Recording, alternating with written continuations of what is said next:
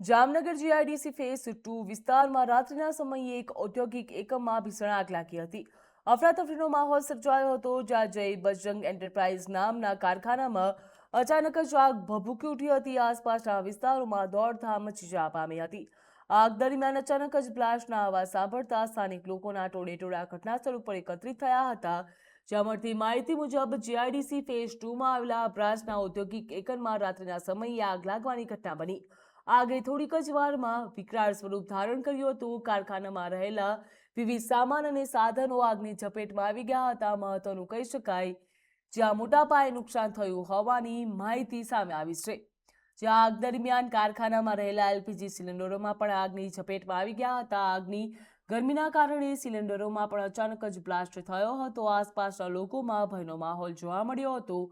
બ્લાસ્ટના અવાજના કારણે લોકો મોટી સંખ્યામાં ઘટનાસ્થળ ઉપર દોડી આવ્યા હતા। સદનસીબે આ સમગ્ર ઘટનામાં કોઈપણ પ્રકારની જાનહાનિ થઈ નથી।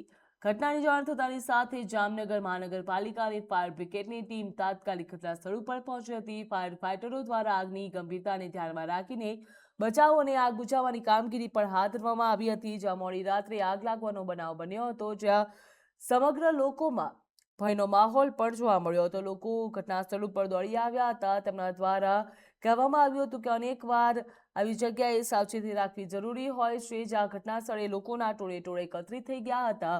જીઆઈડીસી ફેઝ 2માં આવેલા બ્રાસના ઔદ્યોગિક એકમમાં રાત્રિના સમયે આગ લાગવાની ઘટના બની હતી।